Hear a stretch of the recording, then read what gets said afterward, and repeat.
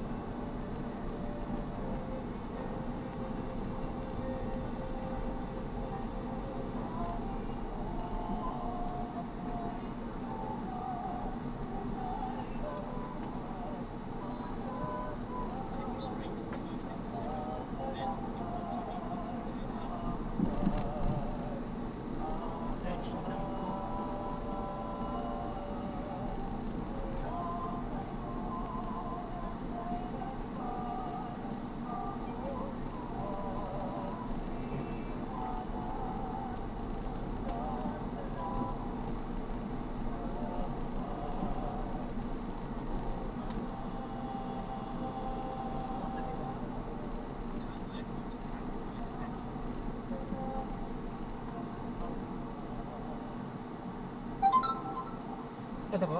Ako. Patrasan ko na lang po. Para hindi ako mahirapan mamaya.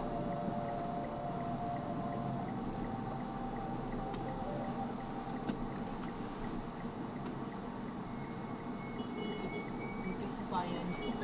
Ah, Ay, may tricycle po lang. hirap yun.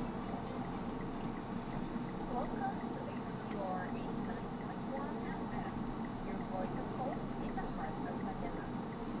From sunrise to sunset, we bring messages of encouragement, faith, health, and family life directly to you. No matter where you are, AWR 89.1 FM is always ready to uplift and inspire. Let's explore Ito na lang po ako. Sige po. programs that nurture the soul, mind, Salamat po. Ano po? Start your day with songs of praise and words of reflection, music, soothing hymns, and spiritual songs to greet the new day. Rise and reflect on this morning devotional. Hello, good afternoon po. For Sir Jerome po. Tama po ba? Sir Jerome po? Ay! Jerome pala! Jerome ba? Ay! Maroon Toyota! Ah, iba po. Iba po. Ay! Mali pala to! Iba po. Ay! Ba pala to! Maroon Toyota, sorry! Sige po. Ingat po.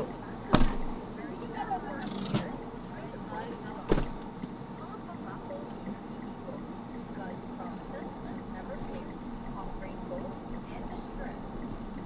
Good health is a gift from God. We are here to help you cherish it. Wellness Arm, expert insights on maintaining a healthy lifestyle. Voice of Health, practical tips for a healthier you. Healing wonders of diet. Discover the power of plant-based nutrition.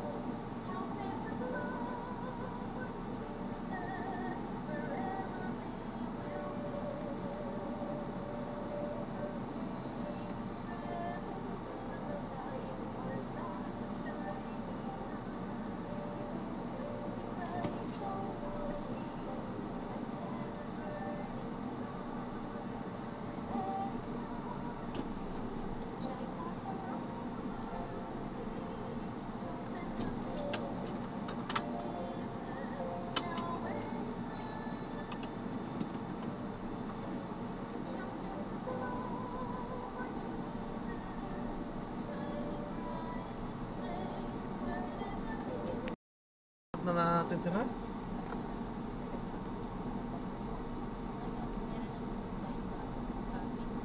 So magbabalik po tayo mamaya. Gagawa na lang po natin ng separate video itong ating susunod na mission. Idugtong na lang po natin. So ito ay pupunta tayo sa may Tongko. Yung Tongko Kumpangon, Maninta po yan, Valenzuela.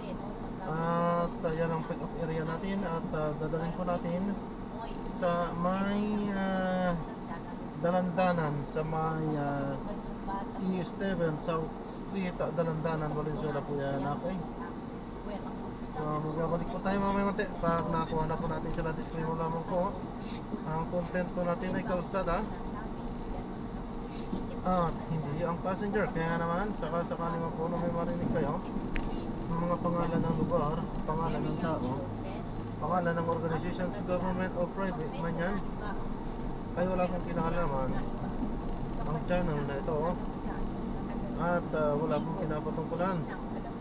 Lahat po ng pinag-uusapan dito ay pawang dito lamang po yan sa loob at wala pong pinapatungkulan sa labas. Okay po? So magbabalik po tayo mamaya unti. Ito wala po hanap po natin.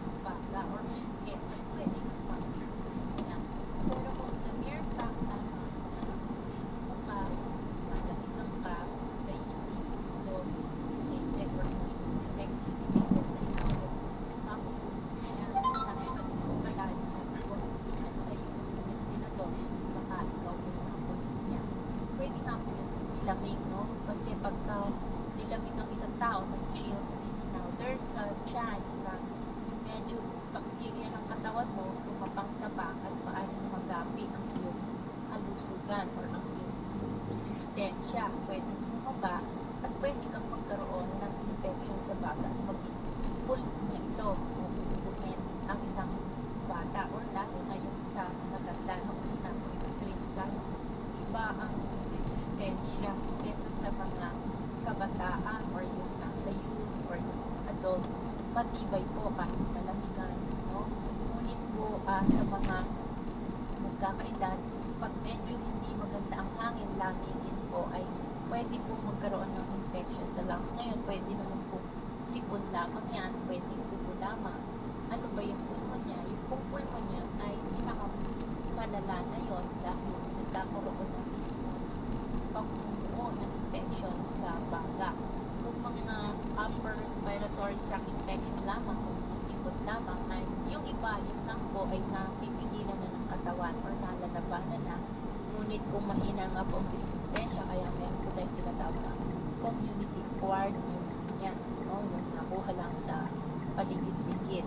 Okay, so hanggang dito na lang po muna tayo at hanggang sa susunod pag-uusapan po natin muli ang sakit na ito. Maraming salamat po sa inyo. Isang magandang araw sa inyo lahat. Maraming salamat po, no?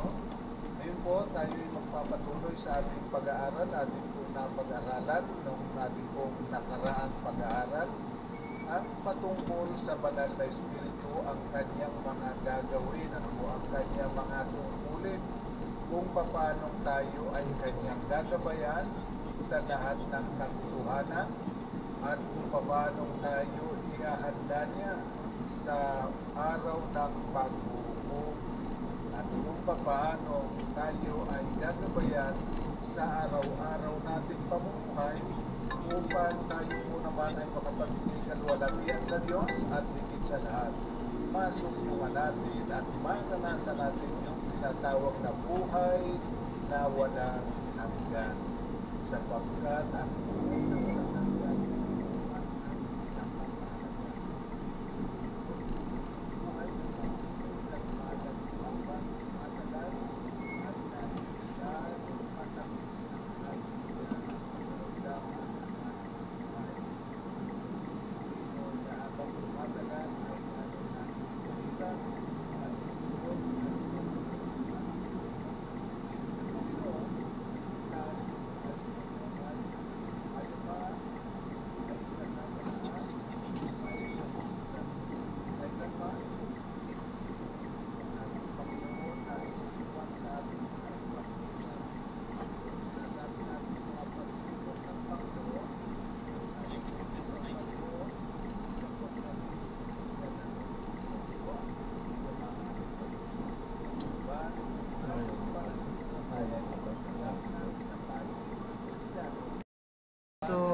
I-drop na natin sila.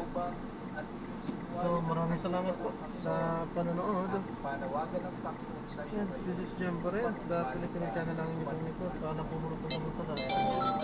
Gagawa na ng siguro video sa ating susunod na mission. Paalam po. Ating Ama na nasa langit,